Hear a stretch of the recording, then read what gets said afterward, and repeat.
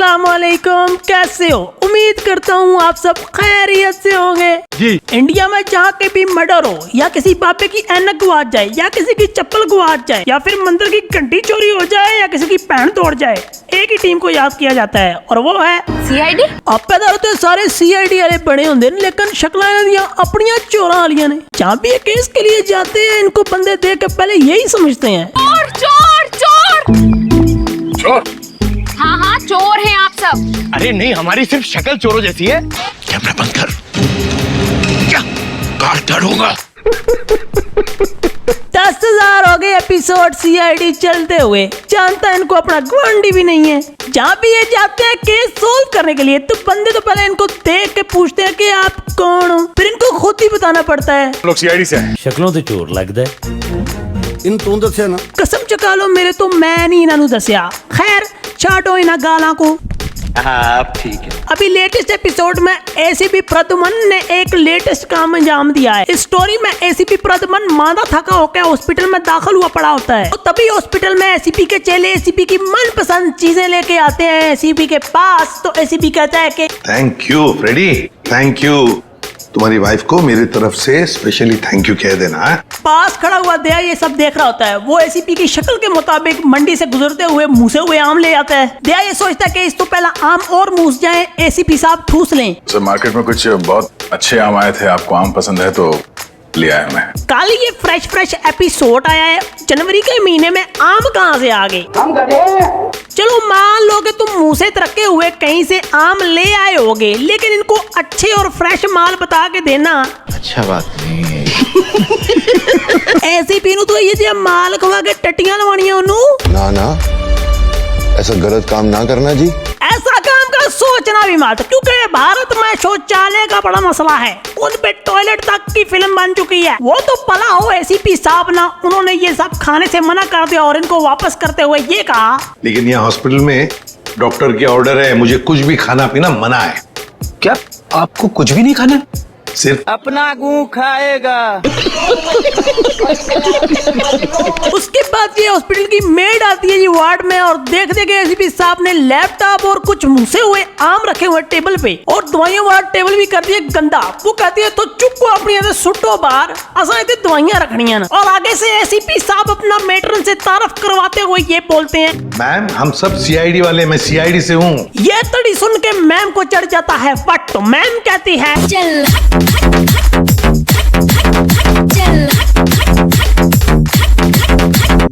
Boss वाह, क्या कविता कही है। फिर जब मैम उनको कहती है कि टेबल हटाओ, तो प्रद्युमन साहब कहते हैं कि मैम ये नहीं हटना, आप एक और मंगवाओ। फिर मैम थोड़ा सा नाक चिढ़ाती हैं और कहती हैं कि आपको जिन चीजों की जरूरत है वो आपको हम दे देंगे। मालूम ना, समझ रहे हो आप, समझ रहे हो? एसीपी साहब की और मैडम की लड़ाई चल ही रही होती है कि मैडम उनकी गन देख लेती है, तो मैडम गन देख कर डर जाती है और कहती है कि ये गन दूसरे को पकड़ा दो, दिया है अभिजीत को। तो एसीपी साहब इतराज करते हुए कहते हैं कि देखिए मैम, हम सीआईडी वाले अपनी गन को हमेशा अपने साथ ही रखते हैं 24 घंटे। एसीपी साहब की ये रिक्वेस्ट सुन के मैडम थोड़ा सा नॉर्मल लहजे में कहती है कि यही पटक के चोट देंगे, चल निकल मार चोट। फिर एसीपी जाकर जैसे ही बेड पे लेटता है तो एक नर्स दवाई देने के लिए आती है। तो मेट्रन देख के उसे कहती है कि तुम, लेकिन इनकी देखभाल तो गायत्री कर रही थी ना। नर्स जैसे ही कहती है कि गायत्री मिल नहीं रही, मैं उसकी जगह दवाई देने आ गई हूँ, तो एसीपी साहब उसको भी रखवाली वाले कुत्ते की तरह घूरना शुरू कर देते हैं। अभी एसीपी साहब घूर ही रहे होते हैं कि मेट्रन कहती है, ऐसे कैसे कोई बिना बताए गायब हो सकता है? मेट्रन भी कमली कटोकट नु जाके ऐ तो कहना वाशरूम में ध्यान करे के पता टट्टी करने गई हुए नहीं, पर इन्होंने स्टोरी से क्रिएट करनी है। उधरों एसीपी साहब शक दी निगाहां नाल वेख रहे ने, तो उधरों मेट्रन भी उन्होंने दिमाग च और शक पा रही है। फिर जैसे ही नर्स और मेट्रन जाती है तो दे एसीपी के पास आता है और कहता है, सर मुझे लगता है कि आपकी टुई पे आप चमूड़े लड़ना शुरू हो गए हैं। तो एसीपी कहता है, कहाँ गया? नर्स जब रात को आती है एसीपी साहब को मेडिसिन देने के लिए, तो एसीपी साहब वो मेडिसिन आराम से चुपके से डस्टबिन में डाल देते हैं, क्योंकि वो दवाई होती है नींद की गोलियां। अब सवाल ये उठता है कि एसीपी साहब को ये कैसे पता चला कि ये नींद की गोलियां हैं कि पेन किलर? जादूगर है क्या? तेरे घर पे जादूगर आया था क्या? तेरी माँ गई थी जादूगर के पास?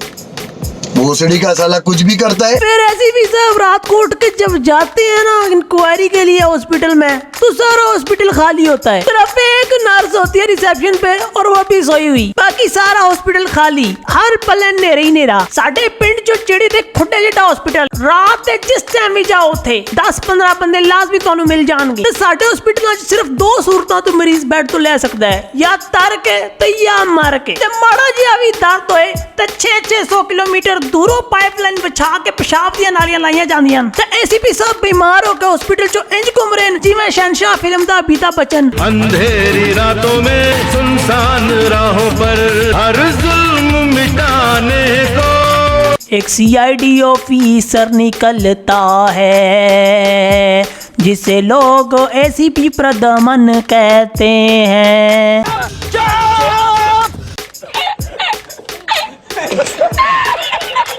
एसीपी साहब पूरे अस्पताल में घूमते हुए एक रूम में जाते हैं जो कि डॉक्टर साहब के बैठने की जगह होती है, लेकिन वहाँ पर भी डॉक्टर साहब सोए होते हैं। एसीपी साहब डॉक्टर साहब की अलमारी खोलते हैं, उनके कपड़े पहनते हैं और निकल जाते हैं। डॉक्टर ऐसे मरा होता है जैसे उसको इस दुनिया से लेना देना ही कोई नहीं है। करते कैसे हो ये सब? एसीपी जब रूम से बाहर जाकर इन्वेस्टिगेशन के लिए रात को पंगे ले रहा होता है तो उसी दौरान नर्स उनके रूम में आती है। वो एसीपी की चारपाई पे जाकर जब ऊपर से रजाई उतारती है तो नीचे तकिए रखे होते हैं। फिर नर्स हैरान होकर बेसाख्ता मुंह से बोलती है, अरे एसीपी सर कहाँ चले गए? यहाँ भी नहीं, कहाँ जा सकते हैं? जैसे ही नर्स एसीपी को तलाश करना शुरू करती है तो सबसे पहले बेड के नीचे देखती है, फिर सोफे और पर्दों के पीछे। मुझे इस चीज का जवाब चाहिए कि इसने बेड के नीचे क्यों देखा। एसीपी ना हो गया कुत्ता हो गया बेड थले वड़ जैसी। इस नर्स की ये किसी पीटी एक्टिंग देखने के बाद मुझे ये कन्फर्म है प्रोड्यूसर ने पैसे देते वक्त ये जरूर कहा होगा, चले एक काम कर, 200 रुपए दे और 50 रुपए काट ओवर एक्टिंग के वजह। और एक जगह पे एसीपी साहब छुप के क्रिमिनल को पीछे से देख रहे होते हैं और क्रिमिनल अपने मामे की कुड़ी का तलाकनामा ला रहा होता है। एसीपी साहब दोबारा आगे पर्दा करते हैं कि नाड़ा शाड़ा टैट करके इन्हें जफ्फी पा के लप लिए। ऐसा कह रहे लड़ाई लड़ुई चो शलवार शलवूर लेके बिस्ती ना हो जाए। फिर जब एसीपी साहब आगे से दोबारा पर्दा हटाते हैं तो वो क्रिमिनल गायब हो चुका होता है। सही खेल गया बेंच। जब थोड़ी देर तक एसीपी देखता रहता है पर्दे के पीछे से कि क्रिमिनल नहीं दिखाई देता तो एसीपी पर्दे से बाहर आ जाता है। जैसे ही एसीपी पर्दे से बाहर आता है क्रिमिनल एसीपी की वक्की में मुक्का मारने की कोशिश करता है। एग्जैक्ट उसी टाइम एसीपी टर्न होता है, एसीपी की धुनी में मुक्का बज जाता है और एसीपी का पिल्ला पाट जाता है।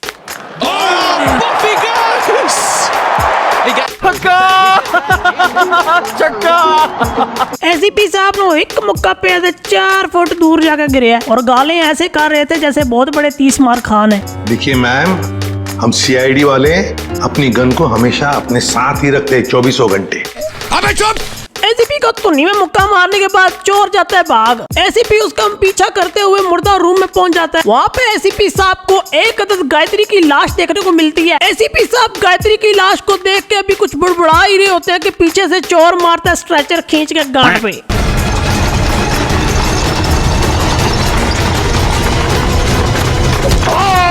जैसे ही एसीपी साहब नीचे गिरते हैं तो अपनी जान की परवाह किए बगैर दोबारा से उठ खड़े होते हैं और एक मर्दे मुजाहिद की तरह बोलते हैं, देख इधर मेरा पिछवाड़े में देख छाले पड़ गए, टच करके देख। फिर एसीपी के हाथ से क्रिमिनल जाता है भाग। एसीपी गायत्री की लाश लेके अपने टीममेट के पास जाता है और कहते हैं इसकी फॉरेंसिक रिपोर्ट तैयार करो। फॉरेंसिक रिपोर्ट तैयार करने के लिए दया जब लड़की की जांच पड़ताल शुरू करता है तो पहली नजर में ही देख के कहता है, इस लड़की के यूनिफॉर्म में मिट्टी लगी है, इसका मतलब कुड़ी मिट्टी खांदी सी। बाएं हाथ पे मिट्टी लगी हुई है। मतलब सर मेरा शक सही निकला, कुड़ी सचमुच मिट्टी खांदी सी। नहीं। दया इन्वेस्टिगेशन कर ही रहा होता है कि उसे लड़की के बालों में एक चीज नजर आती है। फिर दया नाक में से वाल खींचने वाली उच्ची लेके उसके बालों में से वो चीज खींचता है और कहता है ये तो गायत्री के बालों में ये मकड़ी का जाला। फिर दया के पास खड़ा हुआ दया का ये चेला बोलता है कि सर खून ऐसी जगह हुआ है जहाँ पे महीनों से साफ सफाई नहीं हुई। ना बंदा इन्हू पूछे तेनू बहुता पता है। साढ़े अगर अफसरां नू बंदा मशवरा देने की कोशिश करे ना तो सीधे मुंह ते चपेड़ मार देने ते नाल ही कहंदे ने जबान लड़ाता है। सॉरी, पहले गलती करता बाद में सॉरी बोलता है। अगली बार पहले सॉरी बोलूंगा बाबा। मतलब बाद में गलती करेगा। नालायक। जब ये चेला बोलते कि सर हॉस्पिटल तो साफ सुथरा है, ऐसी जगह यहाँ कहाँ पे होगी, दया साहब पहले से ही गूगल मैप पे सर्च मार के बैठा होता है और साथ ही कहता है मुझे पता है वो कौन सी जगह है, चलो। फिर ये गूगल मैप पे लोकेशन डाल के हॉस्पिटल के बेसमेंट में पहुंचते हैं। यहाँ पर गायत्री का मर्डर हुआ था। वहाँ पे गायत्री को कुछ घसीटने के निशान और एक अदद मोबाइल मिलता है गायत्री का टूटा हुआ। सोचने की बात यह है कि इनको जो भी चीज मिलती है ना बेसमेंट में से, कहते हैं ये गायत्री का है, ये भी गायत्री का है, वो भी गायत्री का है, और बेसमेंट ही गायत्री ने ना तक की आसीना। वाह क्या बात की हो यार, इस बात के ऊपर 64 मुट्ठों की सलामी बनती है। दया को जब बेसमेंट में से एक मोबाइल मिलता है टूटा हुआ, तो वो कहता है टूटा हुआ मोबाइल लगता है गायत्री का है। फिर दया कहता है जी लगता है किसी ने इसको जानबूझ के तोड़ा है, गायत्री इससे किसी चीज की तस्वीर बना रही थी। अभी दया ये बात कर ही रहा होता है कि पीछे से एक सदा आई, सर हाँ? ये सिलेंडर। सिलेंडर को ये लड़की देख के ऐसे घबरा जाती है जैसे इसके जहेज का सिलेंडर यहाँ पड़ा हो। दया जाके उस सिलेंडर को चेक करता है कि आज रात की चाय इसी सिलेंडर पे बनाएंगे, लेकिन वो निकलता है CO मतलब कार्बन ऑक्साइड। CO मतलब कार्बन मोनोऑक्साइड। ओह नो, इतनी जहरीली गैस यहाँ। फिर दया और उसका चमचा सिलेंडर के पैप को फॉलो करते हुए ICU में जा पहुंचते हैं, जहाँ पे ऑपरेशन चल रहा होता है, जहाँ पे एक सीनियर डॉक्टर अपने जूनियर डॉक्टर को बता रहा होता है कि मैं आज इस मुकाम पे वैसे नहीं पहुंचा, मैंने बहुत मुश्किल सफर किया और बहुत ही मुश्किल एग्जाम दिया है और मैं हर एग्जाम में हम फेल हो गए। फिर ये कहते हैं कि हमें जल्द से जल्द ACP साहब को ये सब दसना होगा। दया और वो लौंडा जाके ACP साहब को बताने चले जाते हैं और दूसरी साइड पे उस लड़की का जिसका ऑपरेशन हो रहा होता है, उसका खामन बाहर आकर रो रहा होता है और वो कहता है डॉक्टर साहब आप कुछ बोल क्यों नहीं रहे डॉक्टर साहब, साक्षी के सिवा मेरे इस दुनिया में कोई नहीं है डॉक्टर साहब। पहले तो ये कहता है कि मेरे साक्षी के सिवा कोई नहीं है दुनिया में, फिर कहता है कि मेरे छोटे छोटे बच्चे हैं, मेरे छोटे छोटे बच्चे हैं डॉक्टर साहब। मेरे बीच में अपने बच्चों को ऐड करके कहता है कि मेरा साक्षी और मेरे बच्चों के अलावा इस दुनिया में कोई नहीं है डॉक्टर साहब। फिर पास ही खड़ी हुई है एक औरत बोलती है कि डॉक्टर साहब मेरी भाभी ठीक तो हो जाएगी ना। ये बहन चो सारे मिलके हमको पागल बना रहे मादर चौथ के बच्चे। अगर ड्रामा बनाना ही होता है या तो कोई ढंग के एक्टर ले आया करो या ढंग के डायलॉग। जमाना चेंज हो गया। मैंने ये CID एपिसोड तकरीबन 3-4 बार देख, लेकिन CID वाले कैसे इन मुजरम तक पहुंचे मुझे कोई पता नहीं। बस एंड में दिखाते हैं कि डॉक्टर गुर्दे और दिल निकाल के जाता है सेल करने के लिए। जिसको इन्होंने सेल करने होते हैं वो कहते हैं कि मैंने होलसेल पे लेने हैं, मार्केट वाला रेट मैंने नहीं देना। वल्लाह आलम CID वालों ने इन्हें कॉन्टेक्ट कैसे किया और डील कैसे की, लेकिन जो परचेजर होता है वो CID का अपना बंदा होता है। और यहाँ पे मजे की बात यह है कि ACP प्रदमन दोबारा पर्दे के पीछे से नमूदार होते हैं। मुझे तो डर था कि कहीं फिर तुन्नी में मुक्का न बज जाए, मुझे तो डर था कि ACP साहब को फिर से कुटना पड़ जाए, लेकिन बचत हो गई क्योंकि दया और अभिजीत भी इधर ही थे। तो जैसे ही ACP साहब पर्दे के पीछे से नमूदार होते हैं ना, तो मुजरम देख के कहते हैं ओह माय गॉड, वाओ। फिर ACP साहब ने मारा फटका, मुजरम जमीन पे पटका। फिर जी मुजरमों को बाया जाता है स्टूल पे। फिर ACP साहब उनको कहते हैं कि सच सच बता। तो वो अपने जो गुनाह नहीं भी किए होते ना, ACP की ये पहली बात सुन के वो भी कबूल कर लेते हैं, बस इसको मगरों लाने के लिए। ये CID वाले तो सारे मुजरिम पकड़ लेते, लेकिन खुद जब भी ये मौत के हाथ में हो तो मौत को छू के टक से वापस आ सकता हूँ। तो ये थी आज की स्टोरी। उम्मीद करता हूँ मेरी ये वीडियो आपको पसंद आई होगी। मुझे दुआ में याद रखिएगा और मेरे चैनल को लाइक, शेयर और सब्सक्राइब लाजमी करना। अल्लाह हाफिज।